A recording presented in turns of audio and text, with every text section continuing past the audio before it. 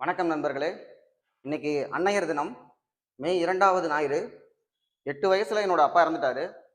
அதுக்கப்புறமா செங்கல் சூளையில கல் சுமப்பவராக வேலை செஞ்சு டிகிரி படிக்க வச்சு, டிகிரி படிக்க வைக்கிறது கூட படிக்க வச்சிடலாம். அதுக்கப்புறமாவும் டிஎன்பிசி படிக்க வச்சு, இவனெல்லாம் இன்னமும் நீங்க சோறு போட்டு வளர்த்துட்டு இருக்கீங்களே அப்படிங்கிறதெல்லாம் தாங்கி டிஎன்பிசி படிக்க வச்சு இன்னைக்கு குரூப் 1 கேடர்ல ஒரு ஆபீசர் ஆக்கி அழகு பார்க்குற என்னோட அம்மாவுக்கு நன்றியை தெரிவிச்சுக்கிறேன். அன்னையர் தினம். ஸோ பெண்கள் தொடர்பான பாலிசி நோட் கண்டென்ட், முக்கியமான கண்டென்ட், ப்ரீவியஸ் இயர் கொஸ்டின் இதுதான் நம்ம பார்க்க போறோம். பாலிசி நோட்ல இருக்கக்கூடியதான் அண்ணாதுரை சொல்லியிருக்காரு, ஒரு பெண் சுயமாக வாழ முடியும் என்றால் அவளே ஒரு வல்லரசாக மாறுவாள் அப்படின்னு அறிஞர் அண்ணா சொல்லியிருக்காரு. ஸோ பெண்கள் தொடர்பான முக்கியமான தினங்கள் பார்த்தோம்னா, தேசிய பெண் குழந்தைகள் தினம் ஜனவரி 24. நம்முடைய முன்னாள் பிரதமர் இந்திரா காந்தி அம்மா முதல்ல பிரதமராக பதவியேற்றுக் கொண்ட நாள் அது. மாநில பெண் குழந்தைகள் பாதுகாப்பு தினம் பிப்ரவரி 24. நம்முடைய முன்னாள் முதல்வரான ஜெயலலிதா அம்மாவுடைய பிறந்த நாள். அடுத்து உலக மகளிர் தினம் மார்ச் 8. அன்னையர் தினம் இன்னைக்கு தான் மே 2வது ஞாயிற்றுக்கிழமை. அடுத்து குழந்தை தொழிலாளர் எதிர்ப்பு தினம் ஜூன் 12. உலக பெண் குழந்தைகள் தினம் அக்டோபர் 11. குழந்தைகள் தினம் நவம்பர் 14. ஜவஹர்லால் நேரு அவருக்கு குழந்தைகள்லாம் ரொம்ப பிடிக்கும், அவருடைய பிறந்த நாள் வச்சிருக்கோம். அடுத்து பெண்களுக்கு எதிரான வன்முறைகள் ஒழிப்பு சர்வதேச தினம் நவம்பர் 25. வரதட்சணை தடுப்பு தினம் நவம்பர் 26. நவம்பர் 26 தான் நமக்கு கான்ஸ்டியூஷன்ல அரசியலமைப்பு ஏற்றுக்கொள்ளப்பட்ட தினம். சரியா? ஸோ இது பாலிசி நோட்ல இருக்கக்கூடிய டேட்ஸ். அடுத்து ஐநாவுடைய பெண்களுக்கான ஆண்டு 1978. அதுக்கு அடுத்த வருஷம் 79 பார்த்தோம்னா குழந்தைகளுக்கான ஆண்டு. பெண்கள் குழந்தைகள் ரெண்டையும் பிரிக்க முடியாது, அதனாலதான் பெண்கள் மற்றும் குழந்தைகள் நலத்துறைன்னு அந்த துறைக்கு பேரை விமன் அண்ட் சைல்ட் டெவலப்மெண்ட் வச்சிருப்பாங்க.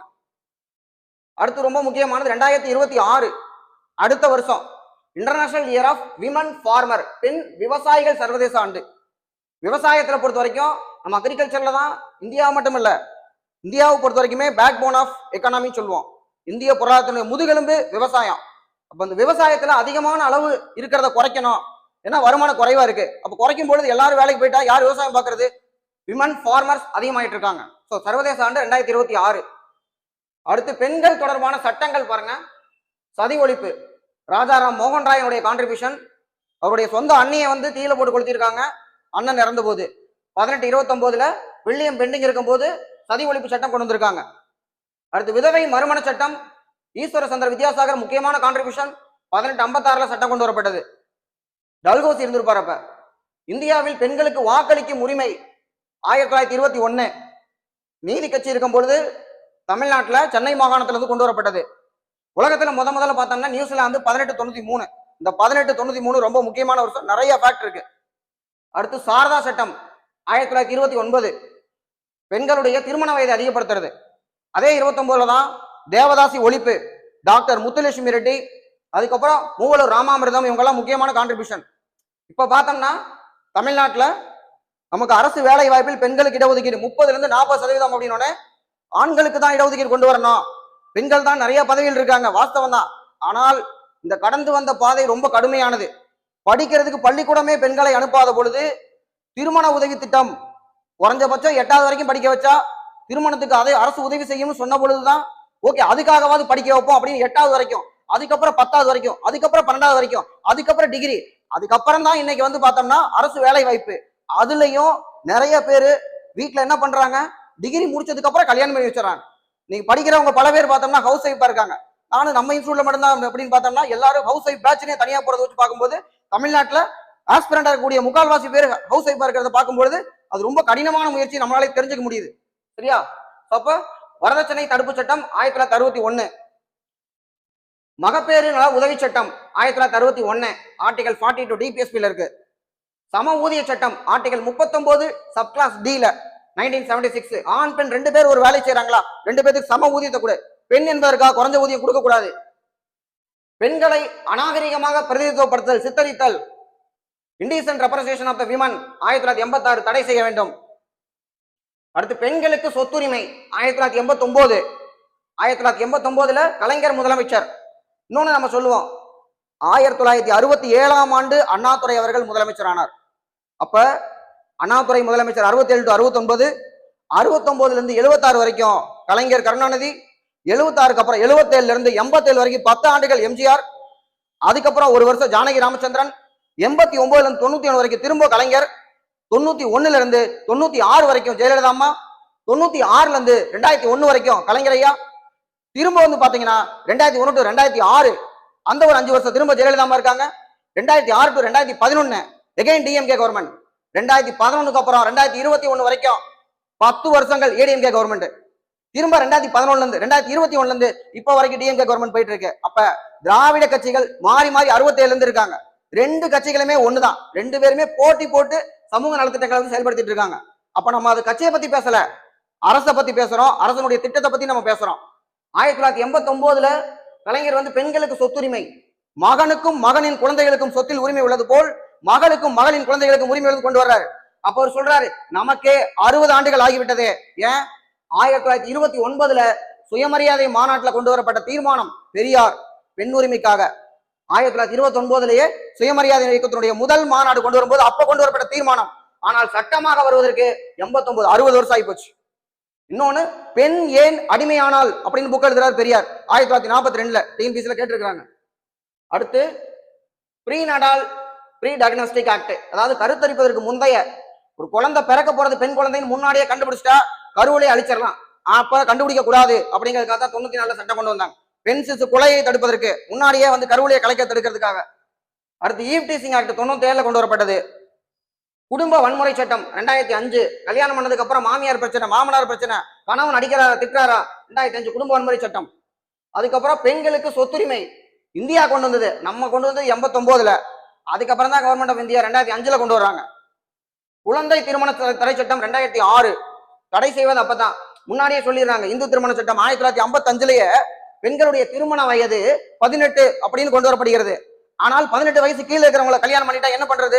அப்ப குழந்தை திருமணம் தடை செய்ய வேண்டும் சட்டம் 2006ல கொண்டு வரப்படுகிறது. பணியிடத்தில் பெண்கள் மீதான பாலியல் துன்புறுத்தல் சட்டம் 2013. பல வருஷத்துக்கு முன்னாடியே விசாகா கைட்லைன்ஸ் சுப்ரீம் கோர்ட் கொடுத்துட்டாங்க. என்னதான் கோர்ட் சொன்னாலும் சட்டமா வரவே இல்லை. 2013 தான் இருக்கிற சட்டம் வந்துச்சு. அடுத்து உதவி எண்கள் பாருங்க, பெண்களுக்கு 1091, 112, 181. தென் விமன் எம்பவர்மெண்ட், நமக்கு டிஎன்பிசியில பார்த்தோம்னா பாலிட்டியில விமன் எம்பவர்மெண்ட், எக்கனாமில வந்து பெண்கள் தொடர்பான ஸ்கீம்ஸ், டெவலப்மெண்ட் அட்மினிஸ்ட்ரேஷன்ல வந்து பார்த்தோம்னா தமிழ்நாடு அரசுடைய திட்டங்கள். பெண்கள் தொடர்பான கேள்வியே 100க்கு மேல இருக்கு. அது ஒரு தனி சப்ஜெக்ட், எழுதப்படாத சப்ஜெக்ட் நமக்கு டிஎன்பிசியில. பெண்கள் தேசிய ஆணையம் 92ல வந்து உருவாக்கப்படுகிறது. 92ஆம் ஆண்டு சட்டப்படி உருவாக்கப்பட்ட ஒரு சட்ட அமைப்பு. அதோடைய தலைவர் யாருன்னு பாருங்க, நேஷனல் கமிஷன் ஃபார் விமன் அப்படிங்கிறது விஜயகிஷோர் ரகத்கர் அப்படிங்கிறவங்க இருக்காங்க. தமிழ்நாடு மாநில மகளிர் ஆணையம் 93, அதுக்கு அடுத்த வருஷம் நம்ம கொண்டு வர்றோம். தற்போதைய தலைவர் எஸ் குமாரி அப்படின்னு ஒருத்தவங்க இருக்காங்க. தென் 1992 பஞ்சாயத்து ராஜ் சட்டம், 73வது சட்ட திருத்தம் பஞ்சாயத்து ராஜ், 33% இடஒதுக்கீடு. தமிழ்நாட்டுல 2016ல 50% இடஒதுக்கீடு, 50% ரிசர்வேஷன் கொடுத்து கட்டாயமாக ஒரு லோக்கல் பாடிக்கு, ஒரு வில்லேஜுக்கு ஒரு பஞ்சாயத்து தலைவர் பெண் தான் இருக்க வேண்டும், பெண் தான் இருக்க முடியும் அப்படின்னு வைக்கிறதுனாலதான் பெண்களுக்கு வேட்பு மனு தாக்கல் பண்ணுங்க, தேர்தல் நின்னுங்க சொல்லி அதிகாரம் கொடுக்கப்படுகிறது. அதுக்கப்புறம் கணவனோ அண்ணனோ கண்ட்ரோல் பண்றாங்க. 2ஆம் பட்சம் ஃபார்மலா ஒரு பவர் கொடுக்குறோமா இல்லையா அப்படிங்கிறது ரொம்ப முக்கியமானது. 50% இடஒதுக்கீடு 2016ல. நாரி சக்தி வந்தான் அதிநியம் 122வது மசோதா 106வது சட்ட திருத்தமாக 106th அமெண்ட்மெண்ட். மக்களவை மற்றும் மாநில சட்டமன்றத்துல வந்து ரிசர்வேஷன் எந்தெந்த ஆர்டிகல்னு பாருங்க, 330A, 332A, 334A அப்படின்னு சொல்லிட்டு பெண்களுக்கு 33% இடஒதுக்கீடு 2029 பொது தேர்தல் இருந்து வரும். ஏன்னா இப்ப வந்து 2024ல நடந்த எலெக்ஷன்ல ஒரு 74 பேர் தான் பெண்கள் பாராளுமன்ற உறுப்பினர்கள். மொத்தமா நமக்கு 543 தொகுதி இருக்குது, வெறும் 74 பெண்கள். இதுக்கு முன்னாடி தேர்தல் கூட பரவாயில்ல, 78 பேர் இருந்தாங்க, 4 பேர் குறைஞ்சு போயிட்டாங்க. அப்ப ரிசர்வேஷன் கொடுத்தா கட்டாயமா 33% வருவாங்க அப்படிங்கிறதுக்காக நம்ம கொண்டு வர்றோம். 15 ஆண்டுகளுக்கு சன்செட் கிளாஸ், அது நமக்கு பார்த்து வச்சுக்கோங்க. தென் திட்டங்கள், முக்கியமான திட்டங்கள் பாருங்க. திட்டம் எதற்காக, எந்த வருஷம் அப்படிங்கறத பார்த்திருக்கோம். அப்புறம் டீடைல்டா ஒண்ணு வந்து பார்ப்போம் நம்ம. சத்தியவாணி முத்தம்மையார் தையல் இயந்திரம் வழங்கும் திட்டம் 79-80ல வந்து கொண்டு வரப்பட்டது. 1979-80னா எம்ஜிஆர் காலத்தில் கொண்டு வரப்பட்டது. இப்பவும் அதே பேர்ல வச்சிருக்காங்க. திராவிட இயக்கத்தை சேர்ந்தவர்கள் 2 பேரும் ஒன்னா தான் இருந்தாங்க. எம்ஜிஆர் தனியா பிரிஞ்சார் 72ல, சரியா? 79-80 எம்ஜிஆர் பீரியடு. தென் டாக்டர் முத்துலட்சுமி ரெட்டி மகப்பேறு உதவி திட்டம் 1989ல. ஏன் மகப்பேறு உதவி நம்ம செஞ்சாதான் மெட்டர்னல் மார்டாலிட்டி ரேட், பெண்கள் வந்து குழந்தை பிறக்கும் போது இறப்பு விகிதத்தை தடுக்க வேண்டும், குழந்தை இறப்பு விகிதத்தையும் தடுக்க வேண்டும். அப்ப நம்ம என்ன பண்ணணும், அவங்களுக்கு பணம் கொடுத்தா தான் ஹாஸ்பிட்டல்ல போய் டெலிவரி பார்க்க முடியும். 1989 மகப்பேறு உதவி திட்டம் கொண்டு வர்றோம். டாக்டர் தர்மாம்பாள் அம்மையார் விதவை மறுமண உதவி திட்டம். விதவைகள் மறுமணம் செய்வதற்கு 1975 விதவை மறுமணம் 1975லயே கலைஞர் கவர்மெண்ட் அப்ப இருக்கும்போது கொண்டு வரப்படுகிறது. அடுத்து டாக்டர் முத்துலட்சுமி ரெட்டி பேர்ல ரெட்டி பேர்ல பாத்தீங்கன்னா கலப்பு திருமணம் 1968. முன்னாடி கலப்பு திருமண திட்டம் தான் இருந்தது. அதுக்கப்புறம் என்ன பண்ணாங்க, போன தடவை டிஎம்கே கவர்மெண்ட் இருந்த போது கலைஞருடைய அம்மா பேரான அஞ்சுகம் அம்மையார் பேர் வச்சாங்க. 2011 திரும்ப ஏடிஎம்கே வந்ததுக்கு அப்புறம் அஞ்சுகம் அம்மையார் பேர் எடுத்துக்கிட்டு என்ன பண்ணிட்டாங்கன்னா முத்துலட்சுமி ரெட்டி அவங்களுடைய பேரை கலப்பு திருமண திட்டத்துக்கு வச்சுட்டாங்க. 2011 இருந்து இந்த பேர் இருக்கு, டாக்டர் முத்துலட்சுமி ரெட்டியோட பேரு. கலப்பு திருமணம்னா எக்ஸ்பிளைன் பண்றது நான் பின்னாடி இருக்குது. அடுத்து மூவலூர் ராமாமிர்தம் அம்மையார். மூவலூர் ராமாமிர்தம் அம்மையார் பேர்ல தான் நம்ம என்ன வச்சிருக்கிறோம், புதுமை பெண் திட்டம் வச்சிருக்கிறோம். உயர்கல்வி உறுதி திட்டம். முன்னாடி இந்த திட்டத்தை நம்ம எதுக்கு வச்சிருந்தோம்னா திருமண உதவி திட்டம், திருமண உதவியாகத்தான் இருந்தது. அப்படித்தான் நம்ம ஆரம்பிச்சோம். கல்யாணம் பண்றதுக்கு பணம் கொடுக்குறோம், 8000 12,000 25,000 50,000 வந்துச்சு. அதுக்கப்புறம் நம்ம ஏன் மேரேஜுக்கு பணம் கொடுக்கணும்? +2 வரைக்கும் 6ல இருந்து 12 வரைக்கும் அரசு பள்ளியில படிக்கிறீங்களா, அரசு உதவி பெறும் பள்ளியில தமிழ் வழியில படிக்கிறீங்களா, உங்களுக்கு காலேஜ் படிக்கிறதுக்கு மாதம் 1000 ரூபாய் கொடுக்கப்படும் அப்படின்னு சொல்லும் போது எல்லாருமே டிகிரி படிப்பாங்கல்ல. அப்போ உயர்கல்வி சேர்க்கை அதிகமாகும்ல. உயர்கல்வி படிச்சுட்டா அதுக்கேற்ற மாதிரி வேலைக்கு போவாங்கல்ல. அப்போ நாட்டு வருமானம் அதிகரிக்கும், பெண்களுக்கு சுதந்திரம் கிடைக்கும். இதெல்லாமே ஒரு தொலைநோக்கு பார்வையில கொண்டு வரப்படுகிறது. மூலூர் ராமாமிர்தம் அப்போ 1989ல திருமண உதவி திட்டமா இருந்தது. அதுக்கப்புறம் நம்ம இப்ப என்ன பண்ணிட்டோம்னா 2022 அது பின்னாடி 2022ல புதுமை பெண் திட்டமாக நம்ம தொடங்கி வச்சிருக்கோம். தென் ஈவிஆர் மணியம்மை நினைவு. மணியம்மை அம்மையார் பார்த்தோம்னா ஏழை விதவைகளின் மகளுக்கான திருமண உதவி திட்டம் 1982ல கொண்டு வரப்பட்டது. 82ல எம்ஜிஆருடைய கவர்மெண்ட் இருந்திருக்காங்க. அடுத்து சிவகாமி அம்மையார். இந்த சிவகாமி மகனிடம் சேதி சொல்லடின்னு ஒரு பாட்டு இருக்கும், எழுதுனது கண்ணதாசன். சிவகாமியினுடைய மகன் யார் அப்படின்னு பாத்தீங்கன்னா வேற யாரும் இல்ல, பெருந்தலைவர் காமராஜர்.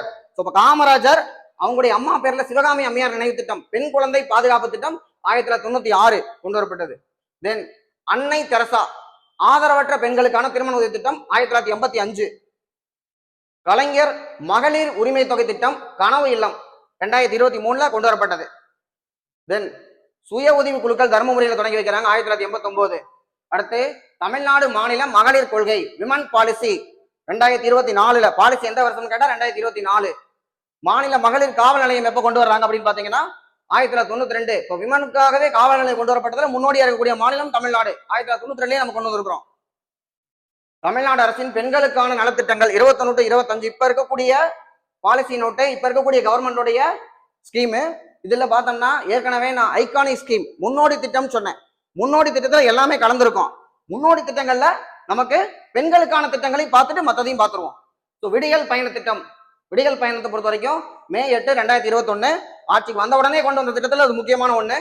இலவச பேருந்து பயணம், திருநங்கைகள் இலவசமாக பயணிக்க 3/6/21 திருநங்கைகளுக்கு இலவசம் அப்படின்னு சொன்னாங்க. தென் 445 கோடி முறை பயணித்து மாதம் எவ்வளவு சேவ் பண்றாங்களா, 888 ரூபா சேவ் பண்றாங்க. இதை 24 பட்ஜெட்ல என்ன பண்ணாங்கன்னா நீலகிரி மலைப்பகுதிகளுக்கும் எக்ஸ்டெண்ட் பண்ணப்பட்டது. தெலுங்கானா மாநிலம் மகாலட்சுமி திட்டம் அப்படின்னு சொல்லி அவங்க இம்ப்ளிமெண்ட் பண்றாங்க. கர்நாடகால நம்மளை பார்த்து சக்தி திட்டம் அப்படின்னு சொல்லி அவங்க வச்சிருக்காங்க. டெல்லி பஞ்சாப்ல இதே மாதிரி திட்டத்தை இம்ப்ளிமெண்ட் பண்றாங்க. அப்ப தமிழ்நாடு ஒரு முன்னோடி மாநிலமாக மற்ற மாநிலங்களுக்கு வழிகாட்டியாக அப்படி சொல்லி நம்ம எடுத்துக்கலாம்.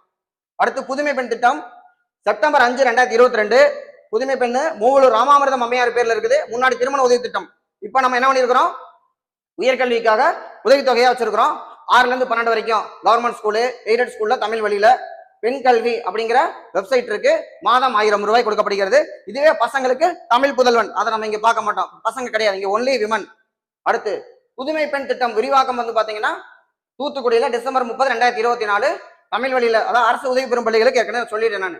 இதனால பாத்தீங்கன்னா பெண்களுடைய கல்லூரி சேர்க்கை 34% அதிகமா இருக்கு. 34% கல்லூரி சேர்க்கை அதிகமா இருக்கு. இல்லைன்னா 12th டிராப் அவுட் பண்ணிடுவாங்க. 12th முடிச்சுட்டியா போதுமா, கல்யாணம் வச்சிருவாங்க. இப்போ ஒரு டிகிரியாவது படிக்க வைக்கிறாங்க.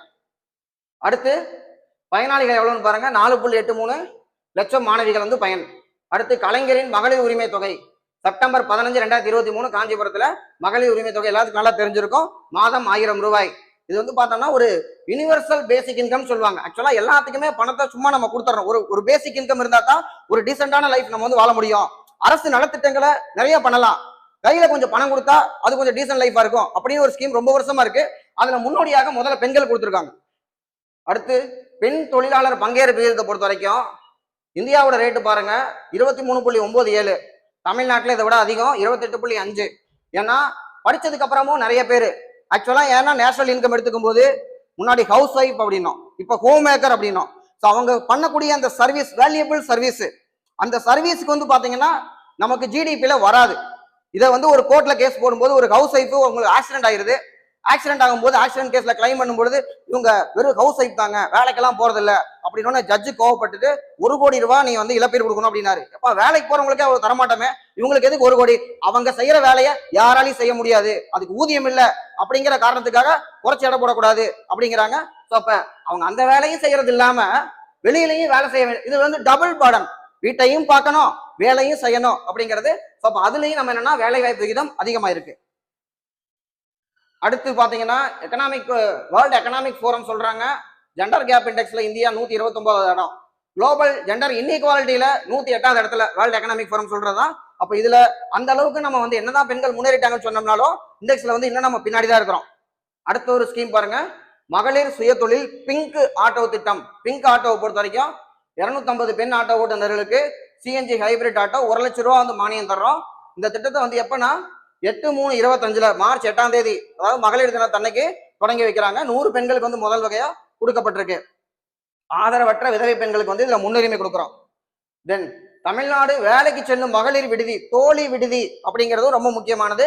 தோழி விடுதியை பொறுத்த வரைக்கும் இந்த விடுதியை 2013 கம்பெனி சட்டத்துக்கு கீழே எஸ்பிவி, அதாவது ஸ்பெஷல் பர்பஸ் வெஹிக்கல் எஸ்பிவியா வந்து ரெஜிஸ்டர் பண்ணியிருக்காங்க தோழி விடுதிகளை. இதுல வந்து பார்த்தோம்னா தங்கிறதுக்கு வந்து வாய்ப்பு வந்து கொடுக்குறாங்க, தங்கிக்கலாம் நம்ம. ஏன்னா எங்கேயோ ஒரு பக்கம் போறாங்க, சிட்டிக்கு போறாங்க, தங்குறதுக்கு இடம் இல்லைன்னா தோழி ஹாஸ்டல் வந்து ஸ்டே பண்ணிக்கலாம். இப்போ இது என்ன பண்ணியிருக்காங்கன்னா 16 மாவட்டங்கள்ல 17 விடுதிக்கலாம். இன்னொன்னு பட்டணம் இல்லாத டவுன் இல்லாத இடத்துல 2 டயர் சிட்டிக்கும் எக்ஸ்டெண்ட் பண்ணியிருக்காங்க, விரிவுபடுத்தப்படுகிறது. ஒரு நல்ல ஸ்கீம் இது, பாதுகாப்பு ரொம்ப முக்கியம் இல்லையா? அடுத்து இமைகள் திட்டம். ஜூன் 2023 சென்னை, காஞ்சிபுரம், செங்கல்பட்டு, வேலூர் பாலியல் குற்றங்களிலிருந்து பெண் குழந்தைகளை பாதுகாப்பதற்காகத்தான் இமைகள் திட்டம் 2023 ஜூன் மாசம். கர்ப்பிணிகளை கண்காணிக்க தொலைபேசி எண் 102 அப்படிங்கிறது ஆகஸ்ட் 19ஆம் தேதி 2024 தமிழ்நாட்டை பொறுத்த வரைக்கும் கர்ப்பிணிகளை கண்காணிக்கிறதுல பிக்பின்னு ஒரு நம்பர் கொடுத்துருப்பாங்க. எக்ஸ்ட்ராடினரி பெர்ஃபார்மன்ஸ், அதாவது பிரெக்னன்சி டைம்ல வந்து எந்தவித பிரச்சனையும் ஏற்படக்கூடாதுங்கிறதுக்காக ஆரம்ப சுகாதார நிலையங்கள் மூலமாக அந்த அளவுக்கு கேர்ஃபுல்லா மானிட்டர் பண்றாங்க குழந்தை பிறப்பு வரைக்குமே. அதுக்கப்புறமா எக்ஸ்ட்ராவும் வந்து கேர் கொடுக்கறதுல தமிழ்நாடு வந்து முன்னோடி மாநிலம்னே சொல்லலாம். 100% அனைவரிடமும் உடல்நலம் சிகிச்சை விவரம் பெறப்படும். எல்லா டீடைல்ஸ் அப்டேட்டா வச்சிருப்பாங்க. தென் டிஎன் ரைஸ் தமிழ்நாடு ஊரக தொழில் காப்பு மற்றும் புத்தொழில் உருவாக்கு, Tamil Nadu rural incubator and start up enabler, பெண்கள் ஸ்டார்ட் அப் கவுன்சில், அதாவது ரூரல்ல இருக்கக்கூடிய விமன் அவங்களை வந்து தொழில் முனைவோராக மாற்றணும் அப்படிங்கறதான் டிஎன் ரைஸோடது நோக்கம். எப்பனா ஜூலை 2, 2024 தொடங்கி வைக்கப்பட்டது சென்னையில. கிராமப்புற பெண் தொழில் முனைவோரை மேம்படுத்துவதால் நோக்கம். நிதி ஆதரவு யார் கொடுக்குறான்னு பாருங்க, உலக வங்கி. செயல்படுத்துறது தமிழ்நாடு மகளிர் மேம்பாட்டு கழகம். இந்த தமிழ்நாடு மகளிர் மேம்பாட்டு கழகத்தினுடைய மேலாண்மை இயக்குனர் பார்த்தோம்னா மேடம் திவ்யதர்ஷினி, அவங்களுக்கு நல்ல ஆளுமைக்கான விருது கொடுத்தாங்க இந்த வருஷம். எதுக்கு அப்படின்னு பாத்தீங்கன்னா நல்ல விருது 2024 ஏன் அப்படின்னு பார்க்கும்பொழுது காலை உணவு திட்டத்தை மகளிர் சுய உதவி குழுக்கள் மூலமாக சிறப்பாக செயல்படுத்தியவர்கள். அதற்காக இதே மாதிரிதான் இன்னசென்ட் திவ்யா மேடம்க்கு அவங்களுக்கு நான் முதல்வன் திட்டத்தை சிறப்பாக செயல்படுத்தியதற்கு தமிழ்நாடு திறன் மேம்பாட்டு கழகத்தின் சார்பாக நல்லாளுமை விருது கொடுக்கப்பட்டது. இதுலயும் பாருங்க பெண்களால் பெண்களுக்காக வச்சுக்கலாம். திவ்யதர்ஷினி மேடம் 2010 அகில இந்திய அளவுல யூபிஎஸ்சில நம்பர் 1 ரேங்க் வாங்கினவங்க. அந்த சாதனை இதுவரைக்கும் தமிழ்நாட்டில் யாரும் முறியடிக்கல. Number one rank 2010. சரியா? இப்ப அவங்க தமிழ்நாடு மகளிர் மேம்பாட்டு கழகம் தான் டிஎன் ரைஸை செயல்படுத்துறாங்க. இந்தியாவில் 13.5 பெண்கள் தலைமை தாங்கும் நிறுவனங்களின் தாயமாக தமிழ்நாடு உள்ளது. விமன் என்டர்பிரனர்ஸ் வந்து லீடர்ஷிப்ல இருக்கிறாங்க. இந்த முயற்சியின் மூலம் 126 பெண் தொழில் முனைவோர் மற்றும் 80 பெண் நிறுவன குழுக்கள் வழிகாட்டல் பெறாங்க. அடுத்து மதி சிறகுகள் திட்டம், வாழ்ந்து காட்டுவோம் திட்டம். இது தப்பானதுங்க. நம்ம வாழ்ந்தா போதும், யார்ட்டையும் காட்டக்கூடாது. சரியா? காட்டினா கண்ணு வச்சிருவாங்க. வாழ்ந்து காட்டுவோம் அப்படிங்கிறதுல வாழ்வோம் அப்படின்னு மட்டும் நம்ம வந்து வச்சுக்குவோம். ஏன்னா இது எப்படி எனக்கு தெரியும் கேட்டீங்கன்னா நானே பாதிக்கப்பட்டேன், எனக்கு நேரடி அனுபவம் உள்ளது. சரியா? அடுத்து பெண்கள் இளைஞர்களை தொழில் முனைவோராக வழிவகை செய்யும் வகையில் ஆலோசனை வழங்க ஒரு உதவி எண் 155330. அடுத்த நலத்திட்டங்கள் டாக்டர் முத்துலட்சுமி ரெட்டி கலப்பு திருமண திட்டம். இந்த கலப்பு திருமண திட்டம் சொல்லிட்டு ஒரே கேட்டகரியில பிசில இருந்து பிசி வேற கேஸ்ட், எம்பிசி டு எம்பிசி வேற கேஸ்ட், அது கிடையாது. ஒருத்தர் யாரா ஷெட்யூல் கேஸ்டா இருக்கணும், இல்ல ஷெட்யூல் ட்ரைபா இருக்கணும். இல்லைன்னா ஒருத்தர் வந்து பார்த்தோம்னா அப்பர் கேஸ்டாவும் பேக்வர்டு கிளாஸா இருக்கணும். அப்பதான் அது கலப்பு திருமணம். சரியா? அது 18 வயசு ஆயிருக்கணும். அதுக்காக குழந்தைய கல்யாணம் பண்ணிடக்கூடாது. குழந்தை திருமணம் தவறான ஒண்ணு, தடை செய்யப்பட்டிருக்கு. இதுக்கு 1 பவுன் 22 கேரட் 8 கிராம் 1 பவுன் வந்து கொடுப்பாங்க. அப்புறம் ரொக்கமும் கொடுக்கப்படும். இன்னொன்னு பார்த்தோம்னா முழுசா கையில கொடுத்துட மாட்டாங்க. 20,000 ரூபாயை போஸ்ட் ஆபீஸ்ல போட்டு நேஷனல் சேவிங் சர்டிபிகேட் சொல்லுவாங்க. அது ஒரு 5 வருஷமா அது மெச்சூரிட்டி இருக்கும். அப்புறமா நமக்கு வட்டியோட சேர்த்து தருவோம் அப்படிம்பாங்க. சரியா? அடுத்து டாக்டர் தர்மாம்பாள் அம்மையார் விதவை மறுமண உதவி திட்டம். இதுக்கு வந்து பார்த்தோம்னா வருமான உச்சவரம்பு மற்றும் குறைந்தபட்ச கல்வி தகுதி கிடையாது. ஏன்னா விதவை மறுமணம், ஒரு விடோவா இருக்கவங்களுக்கு திரும்ப கல்யாணம் பண்ணும்போது இந்த குவாலிபிகேஷன் அதெல்லாம் பார்க்க மாட்டோம். கல்யாணம் பண்ணிட்டா போதும். ஆனா அதுல வந்து என்னன்னா வயசு வச்சிருப்போம். பெண்ணுக்கு குறைஞ்சபட்சம் 20 வயசு. ஏன்னா 18 வயசுலயே கல்யாணம் பண்ணிடலாம். பட் விதவை மறுமணமா இருக்கும்போது 20 வயசு.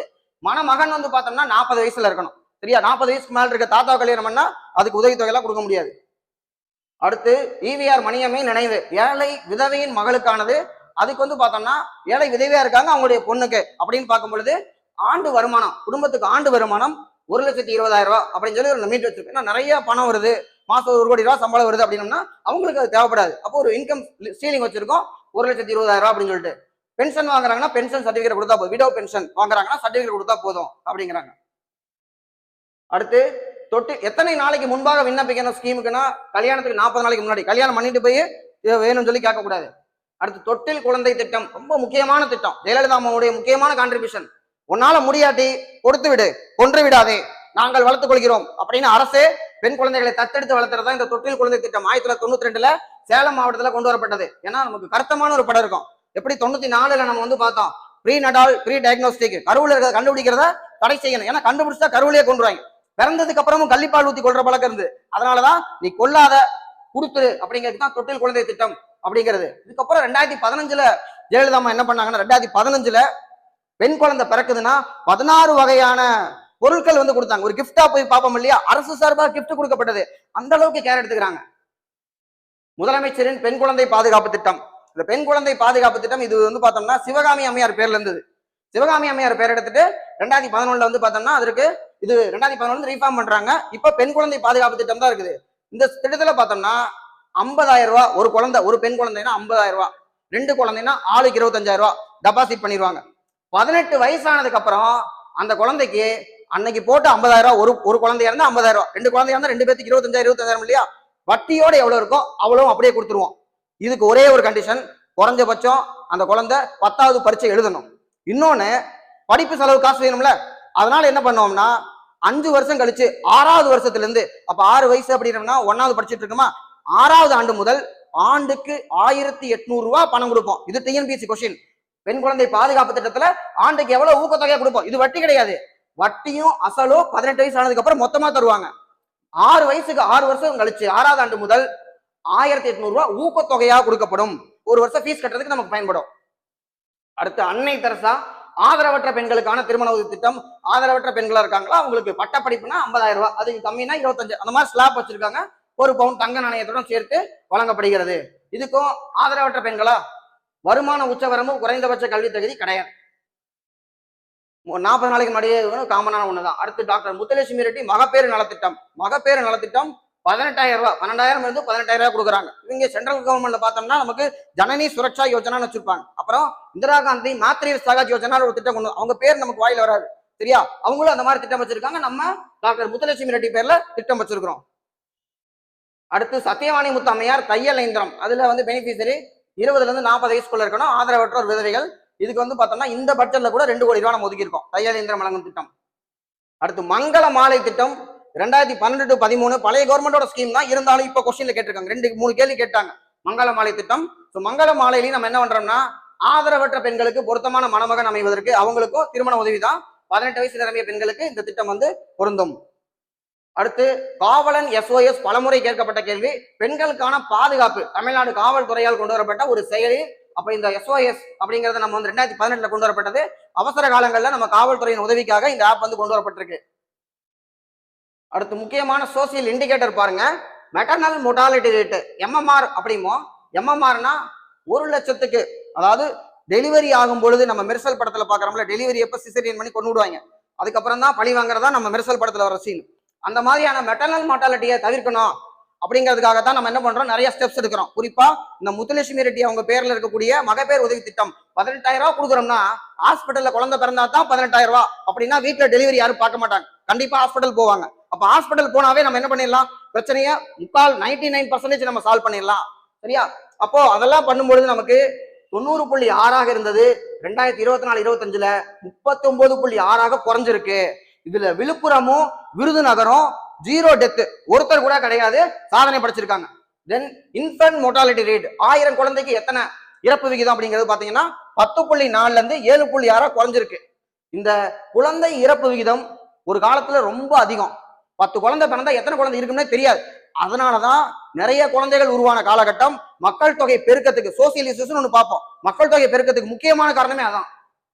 அடுத்து cross enrolment in higher education 2020-21 47%, இப்ப 23-24 51.3%. அதாவது தேசிய மக்கள் தொகை கொள்கை 2020ல கவர்மெண்ட் ஆஃப் இந்தியா டார்கெட் வச்சிருக்காங்க 2030ல 50% வருவோம் அப்படின்ட்டு 50% டார்கெட் வச்சிருக்கோம். நாம இப்பவே 23-24 51.3% நம்ம வச்சிருக்கோம். நம்ம எதை எய்ம் பண்றோம், பெண்களுக்கான ஹையர் எஜுகேஷன்ல இருக்கக்கூடிய கிராஸ் என்ரோல்மெண்ட்டை 50 ஆக்கணும் அப்படிங்கிறது 2030க்கு நம்ம வந்து எய்ம் பண்ணிட்டு இருக்கிறோம். சரியா? அடுத்து பெண்களுக்கான மாநில அரசு விருதுகள் ரொம்ப முக்கியமானது. ஔவையார் விருது, ஔவையார் விருதுன்னு ஒரு விருது மார்ச் 8ஆம் தேதி மகளிர் தினத்தனி கொடுக்கிறது. 1.5 லட்சம் ரூபாய் காசோலையா கொடுக்கப்படுகிறது. யாருக்குன்னு பாத்தீங்கன்னா 2024ல பாமா பாஸ்டினா சூசைராஜ் அவங்களுக்கு கொடுத்திருக்கோம். 2025ல யசோதா சண்முக சுந்தரம், இது முக்கியமானது. 2025ல யாருக்குன்னா யசோதா சண்முக சுந்தரம். அடுத்து கல்பனா சாவ்லா விருது, இது ஒரு வீர தீர துணிச்சலுக்கான விருது. இந்த விருதை யார் கொடுத்திருக்கோம்னா சபீனா அப்படிங்கிறவங்களுக்கு 2024 வயநாடு நிலச்சரிவுல ஒரு நர்ஸுங்க உயிரையும் பொருட்படுத்தாம செயல்படுறதுக்காகத்தான் இவங்களுக்கு இந்த விருதை வந்து நம்ம கொடுத்திருக்கோம். அடுத்து சிறந்த சமூக பணியாளர் விருது 50,000 ரூபாய் கொடுக்குறோம். மீனா சுப்பிரமணியம் அப்படிங்கிறவங்களுக்கு 2024க்கான விருது வந்து கொடுக்கப்பட்டிருக்கு. இதோட நம்ம கண்டென்ட் முடிஞ்சிருச்சு. நம்ம கொஸ்டின் பார்ப்போம். பாரதிதாசனுடைய ஒரு கோட்டோட இதை முடிக்கிறோம். பெண்ணெனில் பேதை என்ற எண்ணம் இந்த நாட்டில் இருக்கும் வரைக்கும், பேதை என்றால் பைத்தியம்னு அர்த்தம். சரியா? பேதமை வள்ளுவரே சொல்றாரு, பெண்வழி சேரல் என்பது ஒரு பைத்தியகாரத்தனம் அப்படிங்கிறாரு. வள்ளுவரை ஏத்தி பிடிக்கிற நம்ம தான் வள்ளுவர் வந்து பெண்கள் சொல்றதை கேட்காதுன்னு சொன்னா ஏத்துக்க மாட்டோம் எல்லாத்தையும். ஏன்னா பகுத்தறிவு நமக்கு இருக்கு. சரியா? அப்ப பெண்ணெனில் பேதை என்ற எண்ணம் இந்த நாட்டில் இருக்கும் வரைக்கும் உருப்படல் என்பது சரிப்படாது அப்படின்னு யார் சொல்லியிருக்கா? பாரதிதாசன் வந்து பாவேந்திர பாரதிதாசன் சொல்லியிருக்காரு. அவருதான் குடும்ப விளக்கு எழுதியிருக்காரு ஒரு பெண் எப்படி இருக்க வேண்டும் அப்படிங்கிறதுக்கு. அடுத்த கேள்வியை பாருங்க. டாக்டர் தர்மாம்பாள் அம்மையார், தர்மாம்பாள் பார்த்தோம்னா விதவை மறுமணம். ஈவிஆர் மணியம்மையம்மார் விதவையினுடைய மகள். முத்துலட்சுமி ரெட்டி அவங்க பேர்ல பார்த்தோம்னா கலப்பு திருமண திட்டம். அடுத்து அன்னை தெரசா அனாதை பெண்கள் பார்த்துட்டோம், சிம்பிள் மேட்சிங் தான். தென் தமிழக அரசால் வழங்கப்படும் கலப்பு திருமணம் டாக்டர் முத்துலட்சுமி ரெட்டி. முன்னாடி அஞ்சுகம் அம்மையார் பேர்ல இருந்தது, அப்புறமா முத்துலட்சுமி ரெட்டி அம்மையார் பேருக்கு வந்து மாத்திட்டாங்க 2011ல கவர்மெண்ட் வந்ததுக்கு அப்புறம். அடுத்து மங்கள மாலை. மங்கள மாலை என்ன சொல்றாங்க? மங்கள மாலை என்பது 12-13 அறிமுகப்படுத்தப்பட்டது. அனாதை பெண்களுக்கு தகுந்த மணமகன் கிடைக்க வழிவகை செய்கிறது. சரியான ஒண்ணு. அனாதை பெண்கள்னா ஒண்ணு மங்கள மாலை, இன்னொன்னு அன்னை தெரசா, 2 திட்டம். அடுத்து புதுமை பெண் திட்டம் தொடர்பாக தவறானதை கண்டுபிடிக்க சொல்றாங்க. அரசு பள்ளி மாணவிகளின் உயர்கல்வி சேர்க்கை வீதத்தை அதிகரிப்பதை, எஸ் 34% அதிகமா இருக்கு. மாணவி வேலை வாய்ப்பை பெறும் வரை அவ்வளவு நாள் கொடுக்க முடியாது, பண்ணையம் தாங்காது, நமக்கு டிகிரி படிக்க வரைக்கும் கொடுக்குறோம். மூவலூர் தர்மாம்பாள் மாத்திட்டாங்க. மூவலூர் ராமாமிர்தம் அம்மையார் தான், மூவலூர் தர்மாம்பாள்னு கிடையாது. டாக்டர் தர்மாம்பாள் நினைவாக இத்திட்டம் தொடங்கப்பட்டது. தவறான ஒண்ணு. ஏன்னா மூவலூர் ராமாமிர்தம் அம்மையார். 6ஆம் வகுப்பு முதல் 12ஆம் வகுப்பு வரை பயிலும் மாணவிகள் மட்டுமே இத்திட்டத்தில் பயன்பெற முடியும். 6ல இருந்து 12 வரைக்கும் அரசு பள்ளிகள்ல, அதுக்கப்புறம் எக்ஸ்டெண்ட் பண்ணது அரசு உதவி பெறும் பள்ளிகள்ல தமிழ் வழியில படிக்கிறவங்க, இவங்களுக்கு தான் இது வந்து பொருந்தும். சரியா? அப்ப சரியான ஒண்ணுதான். தென் பொறுத்துக. ஏழை விதவை மகளின் திருமண உதவி. விதவை மகள்னா ஈவிஆர் மணியம்மை, விதவை மறுமணம்னா தர்மாம்பாள் அம்மையார். அரசு அனாதை இல்லங்கள் சத்யா அம்மையார், வேற யாரும் இல்ல, எம்ஜிஆர் அவருடைய அம்மாவான சத்யபாமா அம்மையார். தையல் இயந்திரம் இலவச வழங்கல் வந்து பார்த்தோம்னா சத்தியவாணி முத்து அம்மையார். அடுத்து சத்தியவாணி முத்து அம்மையார் நினைவு இலவச தையல் இயந்திரம் வழங்கும் திட்டத்தின் பயனாளிகள் யார் அப்படின்னு கேட்கறாங்க. ஆதரவற்ற விதவைகள், ஆதரவற்றவங்க தான் முக்கியமான பயனாளிகள். 20 வயசுல இருந்து 40 வயசுக்குள்ள இருக்கணும். அது இன்னொன்னு. தொட்டில் குழந்தை திட்டம் 92 சேலத்தில் தொடங்கப்பட்டது. காவலன் SOS எதுக்காக? ஆபத்து காலங்களில் மக்களின் இருப்பிடத்தை கண்டறிதல். ஆபத்து காலத்துல ஜிபிஎஸ் ட்ராக் பண்ணி நம்ம கண்டுபிடிச்சு போடுவோம், காப்பாத்திடலாம். அடுத்து 92ஆம் ஆண்டு முதலாவது அனைத்து மகளிர் காவல் நிலையம் அமைக்கப்பட்டது. 1992ல தான் ஆல் விமன் போலீஸ் ஸ்டேஷன் வந்து ஆரம்பிக்கப்பட்டது. குறிப்பாக பெண்களின் புகார்களை பதிவு செய்வதற்காகவும் அவர்களின் குறைகளை களைவதற்காகவும் உருவாக்கப்பட்டது. பெண்களுக்காகவே இருக்கக்கூடியது. அதுலயும் டொமஸ்டிக் வயலன்ஸ் 2005ல கொண்டு வரப்பட்ட சட்டம், அது தொடர்பான கம்ப்ளைண்ட்டுக்கு நம்ம ஆல் விமன் ஸ்டேஷன் தான் போனோம். அடுத்து வந்து பார்த்தோம்னா ஒன் ஸ்டாப் கிரைசிஸ் சென்டர் இருக்கும். இதுக்கு அவசர காலத்திற்கேற்ற தகவலும் மீட்பு சேவைகளும் வழங்குதல், உளவியல் சமூக ஆதரவாலோசனை வழங்குதல். பெண் குழந்தைகளின் கல்வி கிடையாது. மாற்றுத்திறனாளிகள் கிடையாது. அப்போ 1 and 2 மட்டும் தான் வரும். ஸோ இதோட கண்டென்ட் முடிஞ்சிருச்சு. அடுத்த கண்டென்ட்டோட பார்ப்போம். ரெகுலரா மற்ற வீடியோஸ் எல்லாம் பாருங்க, பிளேலிஸ்ட்ல இருக்கு. தேங்க்யூ.